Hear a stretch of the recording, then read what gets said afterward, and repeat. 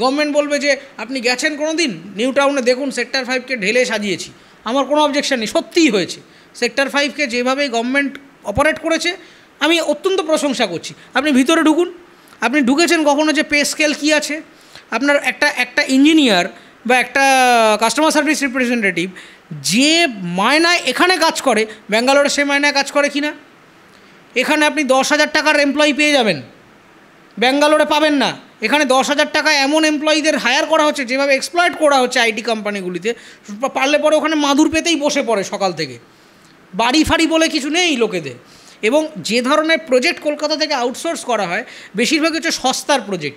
গোটা পৃথিবীর জব মার্কেটে কলকাতার ইমেজটা হয়ে দাঁড়িয়েছে যে এখানে সস্তায় লেবার পাওয়া যায়। আপনি এই প্রবলেমটা সলভ করুন যে না এটাকে এরকমভাবে ভাবার কিছু নেই যে এখানে সস্তায় কাজ করা যায় না। আপনি দেখবেন একটা কাজ আপনি বম্বেতে করুন, ব্যাঙ্গালোরে করুন, হায়দ্রাবাদে করুন, চেন্নাইতে করুন, যে কোনো ডোমেন, মিডিয়া বলুন, আইটি বলুন, গ্রাফিক ডিজাইন বলুন, যাই বলুন, এটা ব্যাঙ্গালোরে করলে 2,000 টাকা হবে, এখানে আপনি 200 টাকায় সেম ডিজাইন, কিছু ক্ষেত্রে বেটার ডিজাইন পেয়ে যাবেন। কেন? কারণটা কি? তার কারণটা হচ্ছে যে গভর্নমেন্ট যে রাজনীতিটা করছে এখন সেটা হচ্ছে সারফেস হিপনোটিজম। আপনাকে ওপরটা দেখিয়ে দিচ্ছে, এই দেখেছেন কি সুন্দর মসৃণ, তলাটা দেখতে হবে। সারফেসের তলায় কি হচ্ছে সেটা দেখতে হবে। সারফেস খুব স্মুথ, আমি নিজে স্বীকার করছি সেটা, যে সারফেস স্মুথ আছে, সমস্ত প্রকল্প হয়েছে, সমাজের সর্বস্তরের মানুষের জন্য প্রকল্প হয়েছে, কিন্তু আমার রেভিনিউ কি আছে, আমার জিডিপিতে কতটা প্রভাব পড়ছে। আমি যে লক্ষ্মীর ভাণ্ডার দিয়ে দিলাম, আমি এটা না করে এটা কি করা যেত, উড়িষ্যা কীভাবে করলো, উড়িষ্যা সেলফ হেল্প গ্রুপের কনসেপ্টটাকে দারুণভাবে ইন্ট্রোডিউস করে দিল, যে আমরা পয়সা দেবো আপনাকে, কেন দেবো না, আমরা চাইছি বটম লাইন ডেভেলপ করবে। বটম লাইন ডেভেলপ করতে গেলে আমরা আপনাকে স্কিল দেবো, আপনি একটা ব্যবসা করুন, দোকান খুলুন, প্রডিউস করুন, আমরা আপনাকে ফান্ড দেবো, আপনি সেই ফান্ডটা দিয়ে কিছু একটা বানাবেন যেটা আমার মার্কেটে ঢুকবে। আর এখানে সারফেস হিপনোটিজম কী হলো, ইনি আর প্রোডাকশানের গল্পে গেলই নাই গভর্নমেন্ট, এ বললো যে আমার কনজামশান লেভেল বাড়াতে হবে, সেই জন্যে ইনসেন্টিভ দাও সো দ্যাট আমার কনজামশানটা উপরে উঠে যায়। তো তুমি শুধু কনজামশান দেখে বেরিয়ে গেলে যে হ্যাঁ ঠিক আছে, ক্যাশ ফ্লো ঠিক আছে, বাজার ঠিক আছে, কিন্তু ফিসকাল ডেফিসিট দেখো, তুমি লোন দেখো কত, কী পরিমাণ লোন রয়েছে, এবং প্রত্যেক স্তরে যে ওয়েজ রেশিও, যে কীভাবে আমার একটা লোক যে চাষাবাদ করছে সেখান থেকে একটা ম্যানেজমেন্ট লেভেল লোক, এই প্রত্যেক স্তরের লোকের মধ্যে যে ওয়েজের গ্যাপ সেটা প্রপারলি ফুলফিল হচ্ছে কিনা, গ্রোথ মার্কেটের হিসেবে বাড়ছে কিনা সেটা দেখো, একটাও দেখে না। এটা বললেই তাদের গোঁসা হয়ে যাবে, বলবে আপনি বেশি বলেন। এইটাই হচ্ছে আমাদের বঙ্গীয় রাজনীতির প্রবলেম, যে আমরা প্রত্যেকে সারফেস হিপনোটিস্ট হয়ে গেছি। ওপরটা দেখিয়ে দিচ্ছি, প্যাকেজিং খুব চমৎকার প্যাকেজিং, আপনি দেখছেন দুর্ধর্ষ, আপনি কিনে নিয়ে চলে যাচ্ছেন, ভিতরে খুলে দেখছেন যা বাবা, প্যাকেজটাই আছে, ভিতরে কিছু নেই। একদমই তাই। আমি ধর্মের কথা মাঝখানে একবার শুনলাম, শুধু জেনে নিতে চাইব, অভিজিৎ গাঙ্গুলি তিনি যখন বিজেপিতে চলে গেলেন, সিপিএমে না যাওয়ার জন্য কতগুলো যুক্তির অবতারণা করলেন, এগুলো আদতে যুক্তি কি না সেটাই আমার প্রশ্ন। উনি বললেন যে সিপিএম ধর্মে সেভাবে বিশ্বাস করে না, তারা নাস্তিকের মতন আচরণ করে, আমি ধর্মাচরণ করি, বিশ্বাস করি, সে কারণেই সিপিএমে যাচ্ছি না। এটা কি যুক্তি বলে মনে হয়? দেখুন, কে কোন দলে যাবেন, কে কোন ধর্মে বিশ্বাস করবেন, এটা সম্পূর্ণ তার রাইট টু প্র্যাকটিস রিলিজিয়ান, এ নিয়ে আমার বলার কিছু নেই। কিন্তু ঘটনাটা হচ্ছে যে উনি সিপিএমে যাননি বলে যে সিপিএমের বিরাট ক্ষতি হয়ে গেল, এটাও ভাবার কিছু নেই। বরং আমি বলবো যে সিপিএমের অ্যাকচুয়ালি ক্ষতি হয়েছে। কি ক্ষতি হয়েছে জানেন?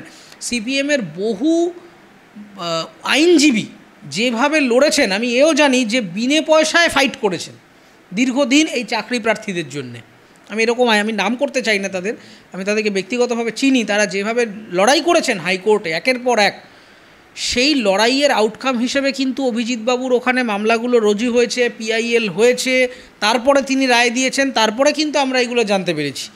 এই কিন্তু আলটিমেটলি যদি ডিপ্রাইভড হন তো এই আইনজীবীরা হলেন, তারা যেভাবে ফাইট করেছেন আমি ব্যক্তিগতভাবে দেখেছি তাদেরকে, সেটা অত্যন্ত গুরুত্বপূর্ণ ভূমিকা রাখে। এবং সেইটা না হলে কিন্তু আপনি অভিজিৎ গঙ্গোপাধ্যায়কে চিনতেন না, বা তৃণমূলের এই দুর্নীতিগুলো সম্পর্কে জনস্বার্থ মামলা না হলে, আচ্ছা হাইকোর্টে মারামারি হচ্ছে, এত লোকজন ডিপ্রাইভড হয়েছে, ওই আমরা জানতাম যেভাবে আমরা ছেড়ে দিই যে আচ্ছা হতেই পারে সরকার দুর্নীতি করবে, এইটাকে যে খোঁচা দিয়ে বার করে নিয়ে আসা, এটার পেছনে যে সমস্ত আইনজীবীদের ভূমিকা রয়েছে তারা আলটিমেটলি ডিপ্রাইভড হলেন, তাদের ক্ষতি হলো, তাদের যে শ্রদ্ধার সাথে তারা লড়াইটা করছিলেন সেটা হলো না। এবং কে কোন দলে যাবেন সেটা নিয়ে বলার কিছু নেই, কিন্তু আমার যেটা খারাপ লেগেছে যে একজন জুরিস্ট তিনি যেভাবে ডিফেন্ড করছেন ওনার দলকে, বর্তমান দলকে, সেটা ওনার থেকে একজন আইনপ্রেমী ছাত্র হিসেবে আমার ভালো লাগে না। উনি শুভেন্দু অধিকারীকে ডিফেন্ড করতেই পারেন, কিন্তু উনি যেভাবে মিডিয়া এসে বলছেন যে আপনারা দেখেছেন যে শুভেন্দু অধিকারী যে খামে নিয়েছেন তাতে পয়সা ছিল না কী ছিল, ঠিক একইভাবে আমরা তো সত্যিই দেখিনি যে অভিষেক বন্দ্যোপাধ্যায় কয়লা নিয়েছেন কি না, কিন্তু আমরা তো জানি যে দুর্নীতি হয়েছে। আমরা তো দেখিনি পার্থ চট্টোপাধ্যায়ের বাড়িতে যে টাকাটা পাওয়া গেছে তার বান্ধবীর বাড়িতে সেই টাকাটা সত্যিই চাকরি চুরির টাকা কিনা, কিন্তু এটা তো ফ্যাকচুয়ালি প্রুভেন যে আমরা মানে লজিক্যালি প্রুভেন যে এই দুর্নীতির সাথে শিক্ষামন্ত্রী পার্থ চট্টোপাধ্যায় জড়িত আছে। তো তাহলে তো একই লজিকে পৃথিবীর সমস্ত ক্রাইমকে ছেড়ে দিতে হয়, পৃথিবীর সমস্ত ক্রিমিনালদেরকে বলতে হয় যে না তোমরা তো সব মানে ক্লিন চিট পেয়ে গেলে, আমরা তো দেখিনি ভাই তুমি মেরেছো, তো ফলে তোমার খুনি চোর ছ্যাচোর ধর্ষক সবাই আসলে ভালো হয়ে যায়। তাহলে তো মানে উনি একজন জুরিস্ট, এটা মাথায় রাখতে হবে। উনি যদি একটা সাধারণ বিরোধী দলনেতা হতেন আমি হয়তো ভাবতাম যে ঠিক আছে ওনার শুধু রাজনৈতিক কম্পালশন রয়েছে, কিন্তু একজন জুরিস্ট হিসাবে উনি এই কথাটা যে বললেন, উনি প্রাক্তন বিচারপতি, উনি কিন্তু যাচ্ছেদায়ী লোক নন। সেইখান থেকে গিয়ে উনি যেভাবে নিজের দলকে ডিফেন্ড করছেন সেটাতে আমার একজন নাগরিক হিসেবে খারাপ লেগেছে। ওনার প্রতি আমার যে আশা ছিল, উনি সিপিএম করতেন কি করলে, সিপিএমে করেও যদি এটা করতেন আমি একই কথা বলতাম, কারণ জুরিস্টের থেকে আমাদের অন্যরকম এক্সপেকটেশন থাকে। এটা যদি শুভেন্দু অধিকারী বলতেন আমি ধরে নিতাম যে ওনার পলিটিক্যাল কম্পালশন আছে, উনি বলছেন আমার দরকার নেই, কিন্তু জুরিস্ট যখন বলবে, জুডিশিয়ারির লোক গিয়ে যখন বলবে, তখন আমাদের ভাবতে হবে যে তাহলে কি সত্যি সমস্ত পিলারগুলো ভেঙে চুরে গিয়ে সব লেজিসলেটিভ ইয়ের কাছে মাথা নত করছে এবং লেজিসলেটিভই আসলে গোটা মানে দেশটাকে চালাচ্ছে, আর বাকি এক্সিকিউটিভ জুডিশিয়ারি প্রেস এগুলোর কোনো ভূমিকা নেই? সেটাই একটা প্রশ্ন থেকে যাবে। একেবারে শেষ প্রশ্ন আমার, যে এই যে ভোট আসে ভোট যায় এবং ইস্যু তৈরি হয়, পলিটিক্যাল ইশতেহার দেখি আমরা তৈরি হয়, তা এই জায়গায় দুর্নীতির স্থান নেই। তুমি ক্যাপিটালিজমের কথা বলছো, সেই ধনতন্ত্রের কোনো স্থান নেই, তাহলে ইস্যুতে ভোট হলে তো এরকম হয়ে যায় কি আমি 500 টাকা পেলাম বা আমি এইগুলো এই দলের কাছ থেকে পেলাম, এটাই কি ইস্যু? ভোটটা মানুষ দেবে কোন প্যারামিটার? দেখুন, ভোটটা যেভাবে হওয়ার কথা ছিল সেই ব্যাপারটাকে কনস্ট্যান্টলি গভর্নমেন্ট কিন্তু ম্যানুপুলেট করে। যেরকম ফর এক্সাম্পল আজকেই একটা ঘটনা ঘটছে, আমি যে মুহূর্তে বসে আছি, যে ইলেকটোরাল বন্ড নিয়ে সুপ্রিম কোর্টের রায়কে কন্টেম্প্ট করেছে স্টেট ব্যাংক, এবং তারা আবার প্লি অ্যাপিল করেছিল যে আমরা ইলেকটোরাল বন্ডের ডেটা জুলাই মাসের আগে দিতে পারছি না। কিন্তু ফরচুনেটলি সুপ্রিম কোর্টের প্রধান বিচারপতির বেঞ্চ এবং ডিভিশন বেঞ্চ তারা বলেছে যে এই আবেদন আমরা একদম খারিজ করে দিচ্ছি এবং এই যুক্তি অযৌক্তিক, এবং আগামী 24 ঘন্টার মধ্যে তারা দিতে বলেছে, এবং 15ই মার্চের মধ্যে ইলেকশন কমিশনের যে পোর্টাল ওয়েবসাইট সেইখানে এই ডেটাগুলো দিতে বলেছে। ফলে আপনি যদি দেখেন যে শেষ মুহূর্ত পর্যন্ত কিন্তু একটা লড়াই চালিয়ে যাচ্ছে যে ইলেকটোরাল বন্ডের ডেটা যাতে মানুষের কাছে না আসে। সুপ্রিম কোর্ট বলার চেষ্টা করছে যে মানুষের মানে people should be aware before casting there vote, যে কে কত টাকা পাচ্ছে, কে কীভাবে সে টাকার ইউটিলাইজ করছে, কারা কাদের ফান্ডিং করছে। কিন্তু এখন কি হচ্ছে, মিডিয়াটা যেহেতু আর নিরপেক্ষ নেই, ফলে আমরা এখন সম্পূর্ণ আমাদেরকে যেভাবে সরকার দেখাচ্ছে আমরা সেভাবে দেখছি, আমাদের কিন্তু নিরপেক্ষতার নেই। কারণ সিভিল সোসাইটির যে ভূমিকাটা ছিল সেটাকে ডেলিভারেটলি নষ্ট করে দেওয়া হয়েছে। মানে সেটা আর্ট অ্যান্ড কালচার বলুন, প্রেস বলুন, সমস্ত জায়গাতে সরকার যেভাবে আপনাকে ভাবতে বলবে আপনি সেভাবেই ভাববেন।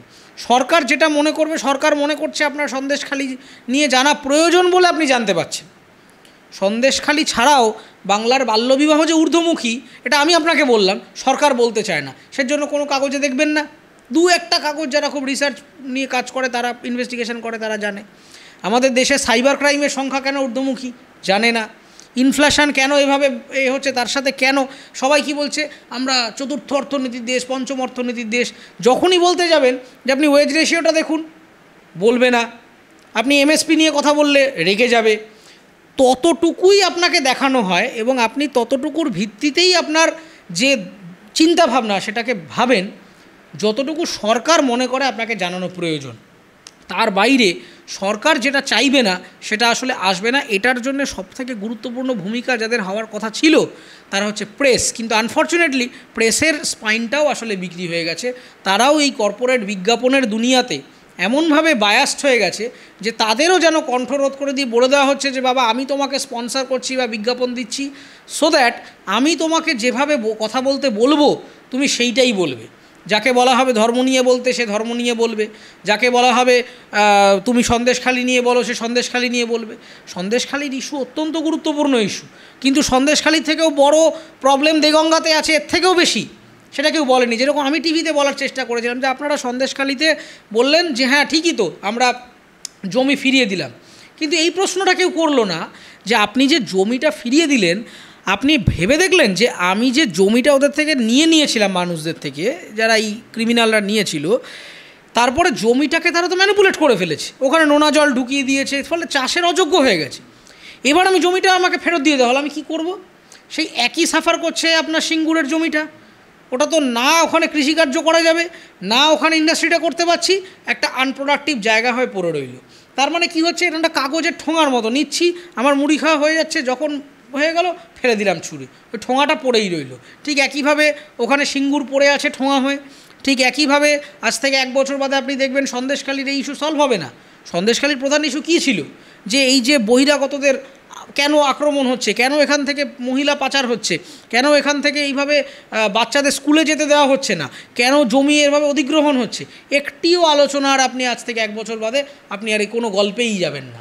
এটা এখন দরকার ছিল লোকসভার আগে, সেজন্য এটাকে সরকার চাইলো যে হ্যাঁ এটা ঘটনাটা ঘটেছে, এটা একটু জানাই মানুষকে, এটা জানালে আমারই সুবিধে আছে, দুই পক্ষের বিরোধী শাসকের একটা সুবিধে আছে, জানালাম, লোকে জেনে গেল, এবার তারা যে কোনো একটা পক্ষ নিয়ে নেবে, আমাদের সমীকরণ প্রমাণিত হয়ে গেল, আমরা আবার চুপ করে বসে যাব। কিন্তু যেটা বারবার আমি বলছি যে সমাজের যে রুট কজ অ্যানালিসিস, যে কোনো জিনিসের গোড়ার যে প্রবলেম, ধর্ম কিংবা অর্থনীতি কিংবা সমাজ কিংবা রাজনীতি কিংবা আইন, প্রত্যেকটা জিনিস আনা হচ্ছে ওই সারফেসের মসৃণতায় জিনিসটা গলে যাচ্ছে, ওর ভিতরে যে রুক্ষতাটা রয়েছে সেই রুক্ষতার মধ্যে ঢুকছেও না, এবং মানুষও সেটা ফিল করতে পারছে না, কারণ মানুষকে ওই রুক্ষতার মধ্যে ঢুকতেই দেওয়া হচ্ছে না।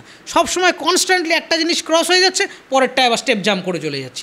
দেখুন ইতিমধ্যেই আমরা সন্দেশখালি আমাদের মাথা থেকে ভুলতে আরম্ভ করেছে, আমরা কিন্তু আর জানতে চাইছি না আচ্ছা মেয়েরা কেমন আছে, আচ্ছা যার জমিগুলো পেলো সে এখন কি করছে, আচ্ছা যে ছেলেমেয়েগুলো স্কুলে পড়তে পারছিল না তাদেরকে ক্ষেত খামারে কাজ করাচ্ছিল তারা কি আর স্কুলে যেতে পেরেছে, আমরা জানছি না।